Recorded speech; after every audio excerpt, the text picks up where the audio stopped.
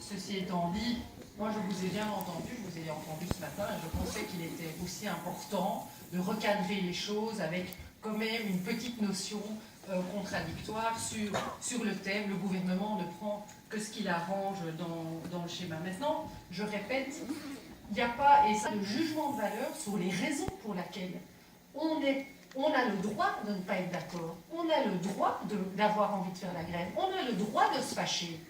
Il n'y a personne qui dit le contraire ici. Ce qu'on dit, c'est que les accessoires de la grève nous posent problème au niveau de l'accès à son lieu de travail quand on a fait le choix, qui est un choix aussi valide que le premier, de ne pas faire grève un jour de grève. Et je vais aussi vous rassurer sur la pression, parce que vous parlez des pressions. Moi, je pense qu'il est aussi inacceptable de faire pression dans un magasin pour qu'il ferme un jour de grève que de faire pression sur un travailleur pour qu'il aille travailler un jour de grève.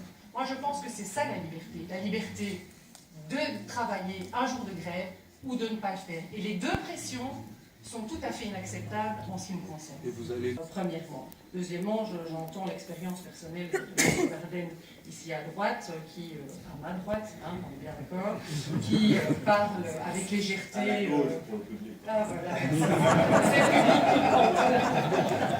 c'est l'objectif du travail qu'on est en train d'effectuer sur le droit d'accès à son lieu de travail pendant les jours de grève, alors c'est bien de remettre au même niveau ces deux droits, parce que la constatation a été faite récemment encore que dans le cas, par exemple, des grandes grèves, eh bien, c'était le droit à la grève qui avait prévalu par rapport au droit d'accéder à son lieu de travail. Dans les faits, tout simplement, je ne suis pas en train de faire des théories, dans les faits, quand on bloque les grands accès aux villes, quand on bloque les entrées des zones industrielles, quand on empêche les gens qui le souhaitent d'aller travailler, eh bien, on fait prévaloir son droit de « moi, je souhaite faire grève parce que je ne suis pas d'accord » sur le droit de celui qui peut aussi dire, avec autant d'emphase et autant de raison, je ne suis pas dans le jugement de valeur, moi, je souhaite aller travailler parce que c'est mon choix et ma liberté.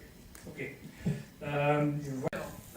Pourquoi est-ce que pour nous c'est important? C'est parce qu'on estime que quand on offre un service qui, de par sa nature, ne peut pas être offert par quelqu'un d'autre, et certainement dans les conditions où on insiste sur le fait qu'il faille prendre le transport en commun, que pour certains, ce n'est même pas un choix. Ce n'est même pas un choix de prendre les transports en commun, parce qu'on fait toujours l'alternative voiture-transport en commun. Pour beaucoup de gens, il n'y a pas d'alternative possible. C'est les transports en commun ou rien du tout.